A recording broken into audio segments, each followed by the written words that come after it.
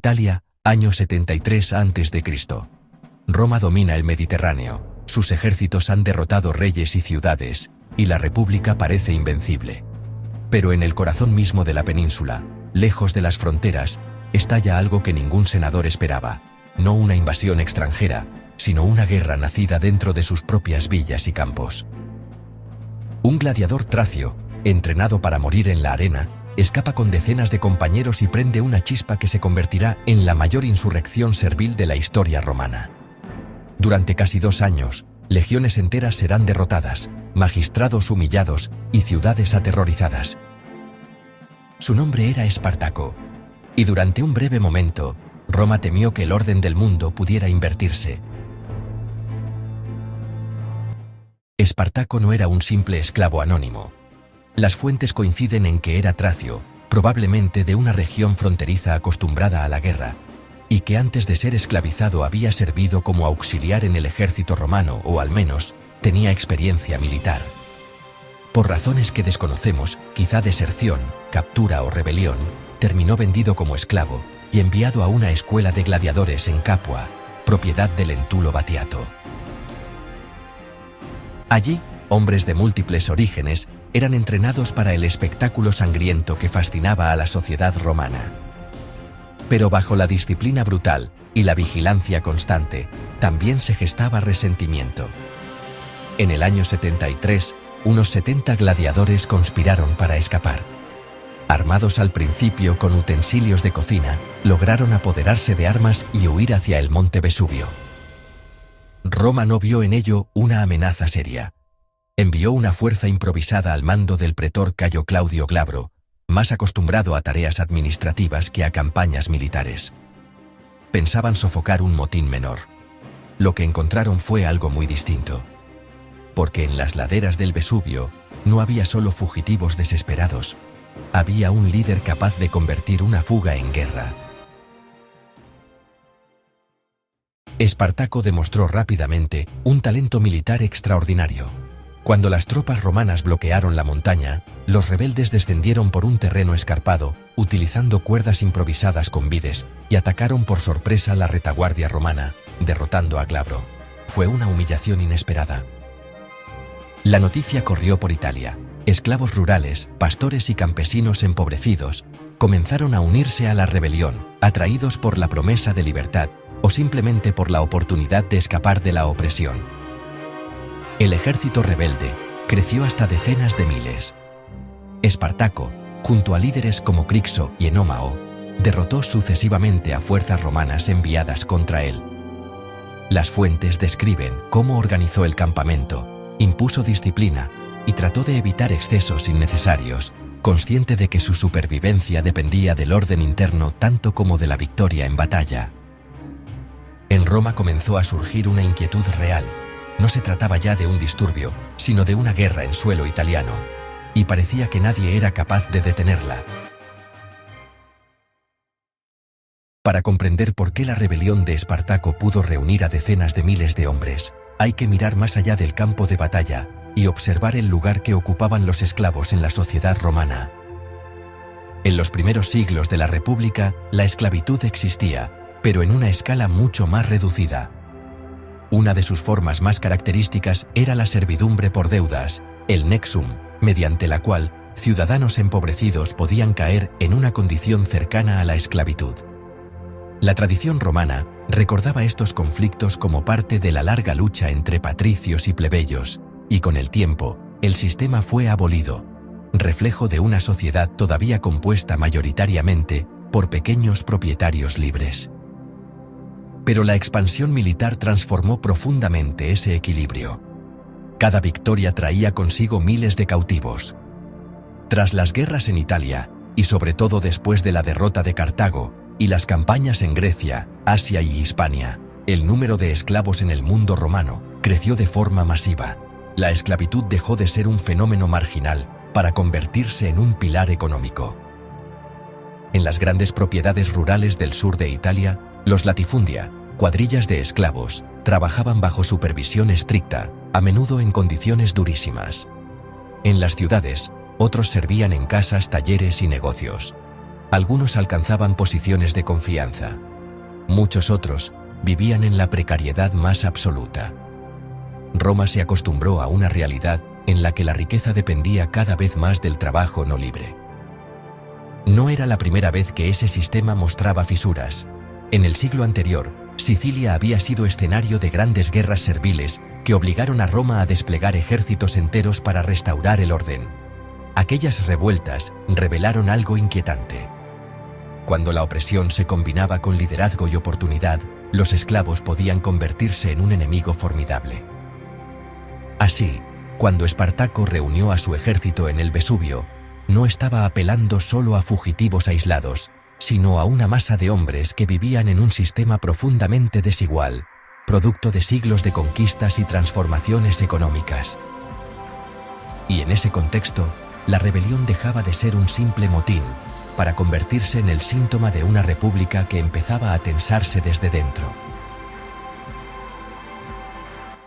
Según Plutarco, Espartaco no pretendía marchar sobre Roma ni destruir la república. Su objetivo habría sido atravesar los Alpes y permitir que los rebeldes regresaran a sus tierras de origen. En un momento dado, el ejército insurgente se dirigió hacia el norte, derrotando fuerzas consulares en el camino, lo que demuestra hasta qué punto Roma había subestimado la amenaza. Sin embargo, la cohesión del ejército rebelde era frágil. Muchos querían saquear Italia en lugar de abandonarla. Crixo se separó con una parte del contingente y, en el año 72, en Apulia, cerca del monte Gargano, Roma lo alcanzó y fue derrotado por las fuerzas del cónsul Lucio Gelio Publícola. Crixo cayó, y con él se rompió algo dentro de la rebelión, debilitando el movimiento en un momento en que la unidad era vital. Espartaco continuó obteniendo victorias, pero el camino hacia la salida se fue cerrando lentamente. Cuanto más triunfaba, más pesada se volvía su propia victoria. El ejército crecía, se llenaba de gentes distintas, con hambre distinta, con miedo distinto, con sueños que ya no cabían en un solo plan. Muchos no querían irse. Querían quedarse en Italia, donde el saqueo era inmediato y la libertad parecía tener forma de botín. Y a esa fractura interna se sumaba otra condena silenciosa. Mover una multitud así, con seguidores, heridos, familias improvisadas, era convertir una retirada en una caravana, y una caravana no cruza los Alpes con facilidad cuando detrás se acerca Roma. Porque Roma, al fin, empezó a tomárselo en serio. Cada derrota romana cerraba una puerta, cada día de guerra estrechaba el margen, y la presión de las legiones fue convirtiendo la ruta del norte en un espejismo. Así, poco a poco, la guerra dejó de ser una salida posible y se transformó en otra cosa, en una lucha por no ser atrapados, por no volver a las cadenas, por no morir en un camino que, cuanto más avanzaban, más parecía no llevar a ninguna parte.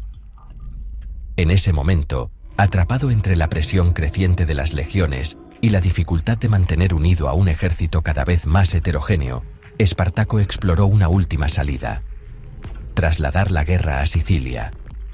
La isla, marcada décadas antes por grandes rebeliones de esclavos y llena de latifundia trabajados por mano de obra servil, ofrecía la posibilidad de encender un nuevo foco de insurrección, lejos del corazón de Italia.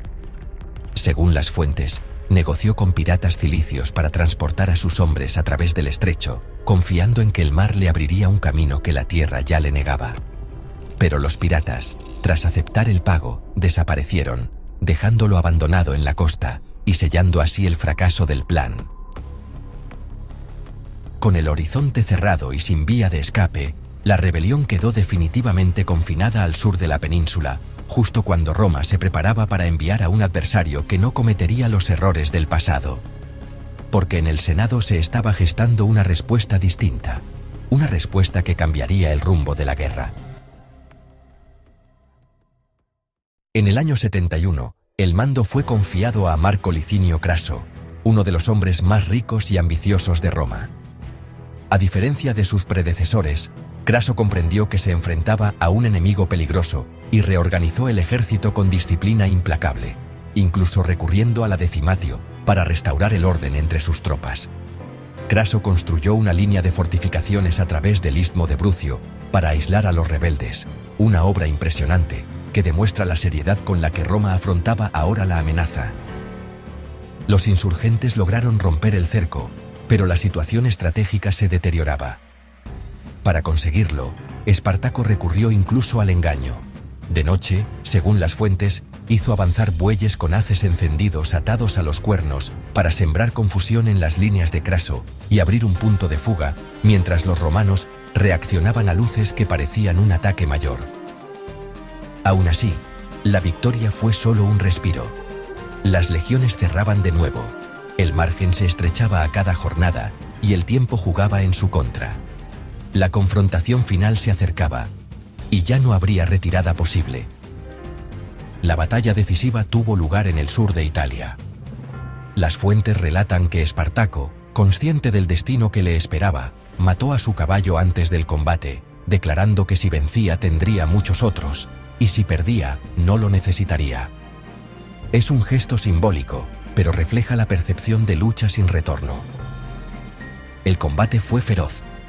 En la confusión del choque final, Espartaco no se quedó atrás. Luchó en primera línea, empujando hacia el centro romano, buscando abrirse paso hasta Craso como si la guerra pudiera resolverse con un solo golpe. Las fuentes lo muestran combatiendo con una determinación casi desesperada, herido y rodeado, todavía avanzando hasta que finalmente cayó. Su cuerpo nunca fue identificado con certeza, y con su caída, la rebelión se quebró por dentro. Entonces llegó el mensaje de Roma. Miles de prisioneros fueron crucificados a lo largo de la Vía Apia, desde Capua hasta Roma, en una línea interminable de madera y silencio. No fue solo castigo, fue propaganda del terror, un aviso visible para cualquiera que viajara hacia la ciudad y para cualquiera que viviera bajo el yugo de la esclavitud. Craso quería que la lección quedara grabada en el paisaje, que ningún esclavo volviera a creer que podía levantar la mano contra Roma. La guerra había terminado, pero la inquietud que había revelado no desaparecería tan fácilmente. Mientras tanto, regresando de Hispania con sus legiones, Pompeyo Magno interceptó y derrotó a grupos de fugitivos que huían hacia el norte, eliminando a varios miles y asegurándose un lugar en el relato de la victoria. Más tarde, escribiría al Senado que, aunque Craso había vencido en la batalla, él había puesto fin a la guerra, recordando que en Roma no solo importaba ganar, sino también quién contaba la historia. La rebelión de Espartaco no puso realmente en peligro la existencia de Roma, pero sí expuso tensiones profundas, la dependencia del sistema esclavista, la desigualdad social creciente y la dificultad de la República para responder con eficacia a crisis internas. También mostró algo que inquietaba a la élite romana, que incluso dentro del orden más poderoso podían surgir líderes capaces de desafiarlo desde abajo. Espartaco no dejó escritos ni instituciones, solo un eco en las fuentes antiguas y una pregunta que resonó durante generaciones. ¿Qué ocurre cuando quienes sostienen el sistema deciden dejar de obedecer? Porque en la historia de Roma, la guerra contra Espartaco fue más que una rebelión, fue un aviso. Si esta historia te ha hecho ver a Roma con otros ojos, suscríbete al canal y acompáñame en el próximo episodio. Y déjame en comentarios qué personaje o crisis de la República quieres que contemos después.